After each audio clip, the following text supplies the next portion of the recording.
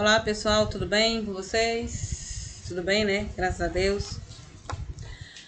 Como eu falei na aula passada, a gente tá quase na reta final, né, das nossas aulas. E na aula de hoje, já concluindo nossos conteúdos de produção de texto, né, de redação. Lembrando para vocês, ó, que a gente chegou a ver nessa nossa série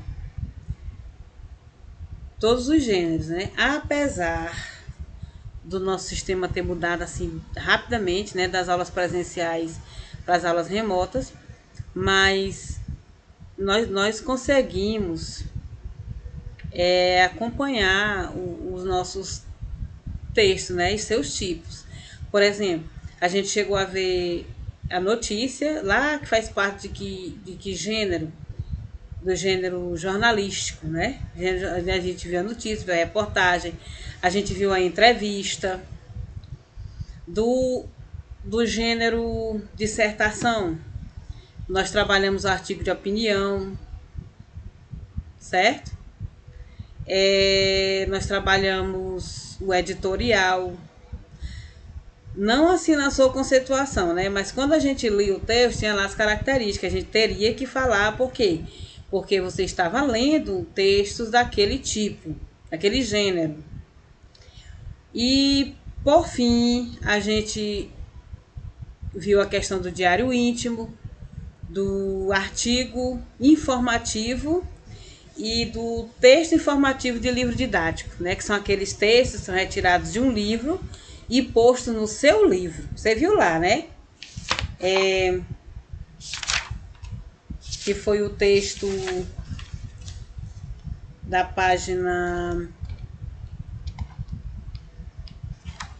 42, 43, que falando sobre as atividades econômicas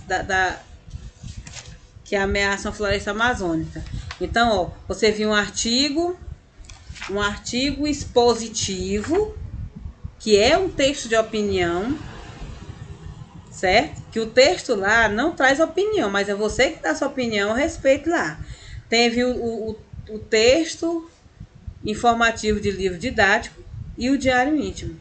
Inclusive, eu coloquei 3 propostas para você escolher, né? Qual delas você vai fazer para finalizar o nosso estudo sobre os gêneros textuais, certo? Então, cada um desses textos que a gente estudou anteriormente, ele tem a sua linguagem, tem o seu tipo de linguagem, certo? O artigo de opinião, por exemplo, a linguagem dele tem que ser formal. Você não vai utilizar de figura de linguagem, que a gente estudou também. Olha, todo o módulo de vocês ele foi recheado de conteúdos excelentes, né? E que trouxeram para nós um conhecimento além assim do que a gente poderia esperar ou imaginar. Porque ó, houve um estudo aí que foi só sobre as figuras de linguagem. Depois nós tivemos um estudo sobre palavras ou expressões que causam dúvida na gente. Para quê? Para que vocês pudessem aprender onde a gente usa aquele tipo de palavra. Lá no caso do mas e do mais, né? Do onde, do aonde, do invés e do ao invés. Sabe por quê? Porque o autor, ele sabe que você iria escrever texto, você iria produzir textos. E para eu produzir, eu tenho que saber quais palavras eu devo usar. Não é isso? Outro conteúdo bom para ajudar a gente nos textos foi a questão da pontuação, o uso estilístico da pontuação. E como ultimamente se trabalha muito interpretação de texto, é coerente, é necessário que eu aprenda tudo isso aí. Que linguagem eu devo utilizar, qual é a palavra certa para eu poder expressar a minha ideia lá no texto. Qual o sinal de pontuação. Por quê? Porque, em primeiro lugar, o que foi que você aprendeu? A diferenciar os tipos de texto. Um texto narrativo, ele é diferente do dissertativo, ele é diferente do injuntivo, certo? Agora, esses últimos textos que a gente vai estudar aqui, o conto popular africano e o conto contemporâneo, eles são textos do gênero narrativo, certo? Eu aconselho vocês, pessoal, a lerem, certo? Esses textos, tá? Para melhor compreensão. Porque aqui a gente vai apresentar apenas as características. O conto popular africano, ele se assemelha à fábula. O que é a fábula? Aquele texto que você estudar lá no 6º ano, que ele se utiliza da personificação, que é uma figura, né, de linguagem que ela atribui a animais ou a seres inanimados qualidades ou características que pertencem ao ser humano. A fábula tem isso aí. E como toda narrativa, ela tem também a sua mesma estrutura. Espaço, tempo, o foco narrativo, né? Que diz respeito a que tipo de narrador, sabe, tá bom? E o conto popular africano, ele se assemelha às fábulas, certo? Elas trazem ensinamentos, eles trazem ensinamentos pra gente, tá bom? E que, na verdade, existe a questão da personificação. Então, qual a característica principal do conto popular africano que se assemelha às fábulas? A personificação, tá? Depois a gente tem o estudo do conto contemporâneo e do neologismo, que o neologismo já é uma espécie de...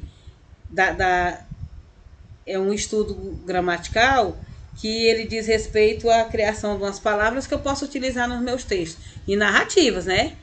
Narrativas, porque se você está tratando de texto dissertativo, no caso, o texto de opinião que você está trabalhando aí para apresentar para mim nessa semana, a linguagem dele tem que ser culta, linguagem formal. Se você escolher o diário íntimo ou a outra proposta, né, que seria o artigo expositivo, aí você já vai ter que trabalhar a linguagem formal, tá bom? Então, olha, o título do texto do conto popular africano aqui seria Os Presentes do Rei, né? Olha, a África é o 3º continente mais extenso do mundo e uma das regiões com maior número de pessoas por região. Apresenta grande diversidade étnica, cultural e política. Essa informação aqui é para acrescentar, é tipo uma introdução para o que você vai ler. Que influências africanas em nossa cultura você conhece, né? A gente conhece muito, né? É na questão da alimentação, dos costumes que a gente tem, né? Religiões, né? A tradição oral é uma das características mais notáveis do continente africano e reflete sua antiga história e sua vasta riqueza. O conto popular a seguir é fruto dessa tradição, né? Aí as imagens que tem aqui, olha, são antílopes e a personagem do leão, que é justamente entre esses animais que vai haver o maior conteúdo de narração, né? Aí tem girafas também, né? Que o autor, os contos populares africanos, eles relacionam muito o seu conteúdo do texto à paisagem que é mostrada, certo? Então, vocês vão ler calmamente o conto popular africano, né? Que é o rei, os presentes do rei, certo? E a gente vai apresentar aqui as características desse texto, tá? Seguido ao texto, vocês têm a variação linguística regional, né? Que é do Brasil e África. Esse conteúdo variação linguística regional, vocês estudaram já também, né? Que existe a variação linguística social, a histórica, né? Vocês lembram lá? A histórica. Essa daqui é a variação linguística regional. Já que a gente está tratando de duas culturas diferentes, né? Que é Brasil e África, né? Então, a variação linguística relacionada ao país que está sendo estudado, certo? E o outro texto seria relacionado ao conto contemporâneo, que é A Menina Sem Palavra, certo? Ainda sem palavra, ó. O texto que você vai ler a seguir é um conto contemporâneo africano do escritor moçambicano Mia Couto. É um exemplar da literatura do nosso tempo, pois foi produzido há poucos anos e revela características da atual produção literária em língua portuguesa, certo? Os dois textos, tanto o conto popular africano quanto o conto contemporâneo que vocês vão ler, eles estão relacionados à cultura africana, tá? Conto popular africano. São narrativas curtas e com linguagem simples que transmitem ensinamentos e memória da cultura de vários povos da África. Olha, gente, se você for pesquisar algo a respeito dos contos populares, você vai encontrar mais contos populares. Sabem por quê? Porque todos eles trazem não é bem uma moral que vem no final do texto como as fábulas, mas eles trazem um ensinamentozinho, viu? Porque o que é a tradição oral? É aquilo que é passado de geração a geração. Quer dizer, alguém conta para você algo que aconteceu e que alguém já contou. Por exemplo, seus avós lhe contam histórias que os pais deles já contaram para eles, agora estão contando para vocês. E assim você vai contar para os seus filhos, para os seus netos e tal, entendeu? Então é uma tradição oral. E a maioria, gente, a maioria desses contos, eles são de autores desconhecidos, viu? Você pesquisa, mas você vai encontrar mais são contos populares, muitos mesmo. Agora, e muitos trabalhos feitos em cima desse tipo de conto. Mas assim, propriamente um conceito, uma característica que você possa assimilar ao conto, né? Você vai encontrar de uma maneira bem simples, certo? Por quê? Porque o importante, o que os autores querem, é que vocês tenham conhecimento das narrativas, tá bom? E o conto popular, o conto contemporâneo, né, que está mais à frente, que seria, é uma narrativa despreocupada em seguir as características tradicionais de gênero conto. Olha, vamos lembrar bem que assim, as características desse gênero que é o conto. O conto, gente, é uma narrativa curta, com poucos personagens. Vocês lembram que a gente estudou? Nós estudamos o conto fantástico, o conto social. Nós lemos até um conto de amor nessa nossa trajetória do 6º ano até aqui. Conto de terror. E as características desse gênero, uma delas é uma narrativa curta, com poucos personagens, mas segue da narrativa da própria estrutura, o espaço, o tempo e o foco narrativo, que seria tendo um narrador observador, né, que é aquele que só conta, e o personagem que pode estar participando, né? Características: com mais liberdade para explorar sentidos, ele pode, por exemplo, omitir informações e detalhes da trama, como a situação inicial ou o desfecho, o tempo, o local, entre outros elementos comuns em uma narrativa, deixando-as ao cargo do leitor. Aí tem o corpo, gente, mas é cargo, tá bom? Costuma ter uma extensão menor que a do conto tradicional. Ele diz, ó, se o conto tradicional é uma narrativa curta, o conto contemporâneo é menor ainda, viu? Esse que vocês vão ler aqui é excelente, do Mia Couto. É A Menina Sem Palavra, viu? Muito interessante ele, tá?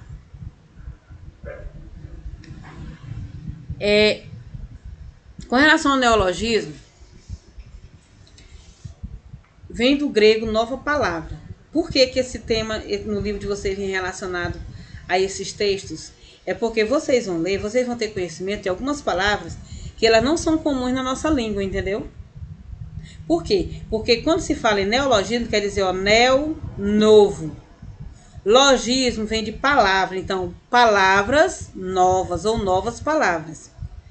É um fenômeno linguístico que consiste na criação de uma palavra ou expressão nova, ou na atribuição de um novo sentido a uma palavra já existente. Quer dizer, ó, eu pego uma palavra que ela já existe, aí eu crio uma outra palavra em cima dela.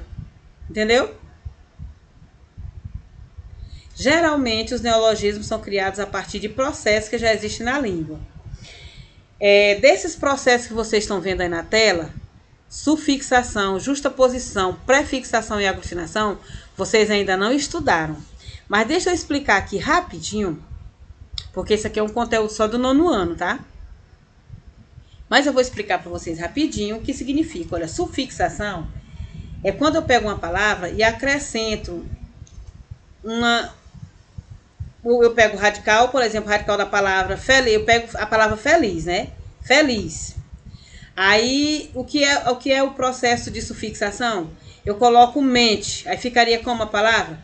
Felizmente. Entendeu? Sufixo é o que vem depois do radical. Aí eu pego o mesmo radical feliz e coloco a palavra infeliz. O que foi que eu tive aí, processo? Prefixação. Aí eu tenho infeliz. Ó, vocês viram que nós criamos infeliz, felizmente. Agora, o neologismo, eu posso criar, certo? Patrasmente, vocês já ouviram? Tem uma obra da literatura brasileira que o autor, o nome dessa obra é Bem Amado. E essa obra é de Jorge Amado. Então, esse Bem Amado aí, tudo que ele ia falar, ele era o prefeito de uma cidade. Ele dizia, tudo ele colocava o advérbio, pra frentemente, pra trasmente. Então, pra trasmente, pra frentemente, são neologismos. Fica a critério, entendeu? Seu. Você quer criar uma palavra nova? Você cria. Neologismo, gente, não é sigla. Que a gente tem sigla, não é onomatopeia. É diferente. Neologismo é uma nova palavra que você vai criar a partir de outra. Justaposição e aglutinação é um outro tipo de formação de palavra, certo? Por exemplo, a palavra girassol. Eu só ajustei a palavra gira ao sol. Não perdeu nenhuma letrinha, nenhum fonema. Aí é um processo chamado de justaposição. Quanto à aglutinação, é quando eu junto duas palavras e há uma perda de fonema. Por exemplo, vinagre. Vinagre, vocês sabiam que vinha da palavra vinho mais acre, que acre é de azedo? Então, quando eu digo vinagre, já perdeu o quê, ó? N-H-O. Não foi? Ó, vinho mais acre, vinagre.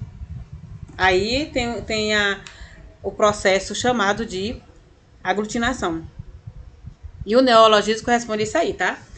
A formação de novos termos ou expressões da língua, os quais surgem com o intuito de suprir lacunas momentâneas ou permanentes acerca de um novo conceito, certo?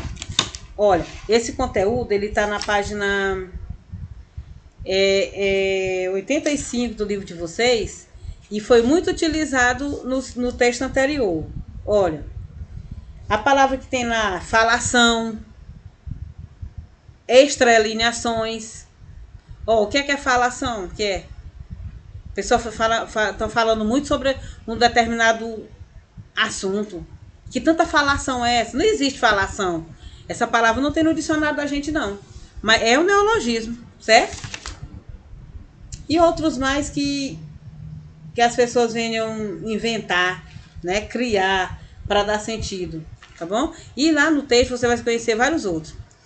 São palavras ou expressões novas, derivadas de outros termos, né? Formadas a partir da junção de palavras, que a gente já explicou, de partes de palavras já existentes. Os neologismos expressam novos significados, sentido que as palavras já existentes não poderiam expressar. E são empregados geralmente em propagandas e na literatura que permitem um trabalho mais subjetivo e expressivo com a linguagem, certo?